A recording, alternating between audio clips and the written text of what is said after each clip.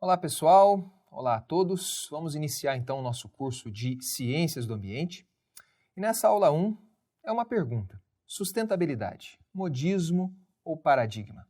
Sem dúvida alguma vocês ouviram bastante esse termo, né? Talvez no ensino médio. Eu me lembro que numa das últimas eleições eles colocaram os termos mais utilizados nos palanques eleitorais, né? Hoje em dia os palanques eles estão muito assim virtuais. Mas independente, sustentabilidade sempre aparecia. E eu sempre tenho um cuidado muito grande com esses termos que são utilizados, né, principalmente numa perspectiva política, né, porque eu tenho uma leve desconfiança de mineiro que não se sabe exatamente como ou o que significa esse termo e, se não se sabe o significado, como implementá-lo. O que é, de fato, ser sustentável? Por isso, nós iniciamos o nosso curso com essa perguntinha, que nós não vamos respondê-la apenas nessa aula, mas nós vamos respondê-la ao longo de todo esse curso. Esse daqui é o sumário que eu estou sugerindo para vocês, né? Apresentarei para vocês um caso de insustentabilidade na tentativa de já começar a tatear esse conceito tão comum. Depois, várias figuras associando esse conceito de sustentabilidade com a sociedade atual, a sociedade que nós temos hoje, definições e no final eu apresento, mas não só no final, né, mas ao longo do curso, isso daí vocês vão fazer nos exercícios avaliativos, alguns cálculos associados à sustentabilidade. Pois bem, o caso de insustentabilidade que eu gostaria de apresentar para vocês hoje, ele é proveniente desse livro que eu aconselho fortemente a que vocês tenham ou leiam, chamado de Colapso, Ascensão e Queda das Civilizações.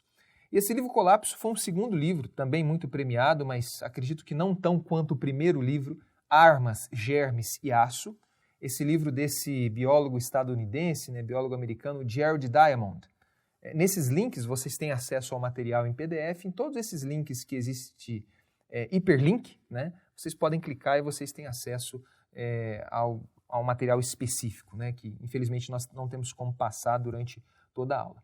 Mas esse pesquisador, uma das grandes, não vou dizer achados, mas assim, ele é muito famoso pelo fato de estudar a evolução das civilizações. Civilizações antigas, civilizações atuais, né? E ele, ao estudar várias civilizações em contextos temporais, em contextos naturais, né, de ambiente totalmente diferentes, né, muitas vezes totalmente diferentes, ele procurou traçar algumas semelhanças que eventualmente existiam ou poderiam existir que poderiam eventualmente até justificar a ascensão e queda dessas civilizações. E nesse livro, Colapso, da onde eu vou tirar um exemplo de uma civilização que ele estudou, nesse livro, ele, logo na introdução, ele coloca seria uma conclusão de todo esse trabalho dele. E eu faço questão de ler junto com vocês. A ascensão e queda das civilizações está ligada a 5 fatores. 4 destes fatores, dano ambiental, mudanças climáticas, vizinhança hostil, parceiros comerciais amistosos, podem ou não se mostrar significativos para uma sociedade particular. Ou seja, dependendo da situação temporal, da localização geográfica, enfim, esses 4 fatores eles podem ser relevantes ou não para a ascensão, a manutenção, pelo menos, daquela civilização ou para a sua completa extinção. O 5º fator, e aqui eu chamo a atenção, ou seja, as respostas da sociedade aos problemas ambientais sempre se mostrou significativo. Então, em resumo, está bem claro, esse pesquisador, ao estudar a ascensão e queda de várias civilizações, uma das grandes conclusões dele foi como que aquela civilização responde às questões ambientais. Se nós voltarmos, né, do que nós falávamos na aula introdutória, né, rapidíssima introdução da disciplina, como que aquela civilização considerou as questões ambientais nas tomadas de decisão. Isso sempre, e saliento bastante isso, né, isso sempre se mostrou significativo. O caso que eu gostaria de passar para vocês, você já deve ter, talvez até ouvido falar, né, mas vocês já devem conhecer, pelo menos, acho que no próximo slide vocês já vão se sentir mais familiarizados, que é a história da civilização da Ilha de Páscoa. A Ilha de Páscoa hoje ela pertence ao Chile, até um ponto turístico, né, bem distante da costa do Chile, mas é uma ilha localizada na Polinésia Oriental, foi descoberta no início do século XVIII por um explorador holandês, e essa ilha, ela é uma ilha que tinha vulcões nela, né, e ela é muito conhecida por essas figuras, que certamente vocês já devem ter ouvido falar, que são os chamados moais, né? São figuras de pedra talhada, né? Que estão em vários locais da ilha, virados para determinadas regiões. Muito estudo já foi feito em cima disso, porque realmente é uma coisa muito curiosa, a semelhança, a direção onde eles estão virados, a diferença de idade, digamos assim, dessas esculturas. Existem algumas até teorias falando de comunicação com esses seres extraterrestres, mas enfim. O que importa é o seguinte, no início do século XVIII, essa ilha ela foi descoberta por um explorador holandês, mas ali já havia uma civilização, né? E nos 150 anos seguintes, 53 expedições europeias elas apareceram na ilha, né? Muitas delas holandesas no início, mas nessas expedições existem relatos, né, dos diários de bordo, e o que eles perceberam foi o seguinte: a aparência destruída não poderia dar outra impressão além da pobreza e improdutividade singulares daquela civilização. Ou seja, nas 53 expedições foi observado um constante declínio daquela civilização. A ilha foi descoberta, a civilização vivia de uma forma, na próxima expedição tinham pequenas guerras entre as tribos, na próxima expedição o desmatamento era maior, na próxima expedição, enfim, aquela civilização estava em colapso. Isso daí foi a grande conclusão desses diários de bordo associados a essas 53 expedições após o descobrimento da ilha. Então, de acordo com as conclusões arqueológicas que o próprio autor, né, do livro, né, do colapso, o Jared Diamond, ele chegou, conclusões arqueológicas com evidências, né? Ele tentou traçar o que aconteceu com aquela civilização. E nessas conclusões, a linha do tempo daquela civilização foi mais ou menos essa. Essa ilha ela foi descoberta por pequenas famílias ali da Polinésia, da Oceania, né? E essas pequenas famílias chegaram de barco naquela ilha. Poucas pessoas, comecem a prestar atenção nos termos, né? Poucas pessoas, abundância de recursos. Houve então um crescimento populacional, né? Só que esse crescimento populacional ele estava muito baseado a um determinado padrão de consumo. Padrão de consumo. Certo? Então, houve um crescimento populacional, existia um aspecto cultural muito importante nessa ilha, que era a construção dos moais, e você imagina para levar aquelas estátuas que cada uma tem de 2 a 4 toneladas de um lado para outro da ilha, o quanto de energia, de pessoas, né? E pessoas que precisavam ser alimentadas para aquilo, então tinha um aspecto cultural, um padrão cultural muito, muito forte, né?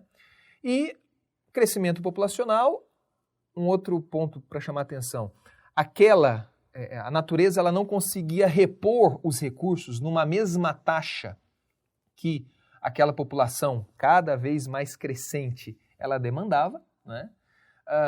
A madeira era usada em pesca para fazer infraestruturas, então cada vez com a população crescendo eu precisava de mais madeira erodia o solo, ou seja, o solo ficava exposto, vinha a erosão, a camada superficial do solo é uma camada muito fértil, então essa camada ficava exposta, vinha a chuva, jogava essa camada, né, erodia, carreava essa camada fértil do solo para o mar, então o solo a terra não era tão fértil assim, e para isso você tinha que construir barcos maiores para pescar em distâncias maiores, né?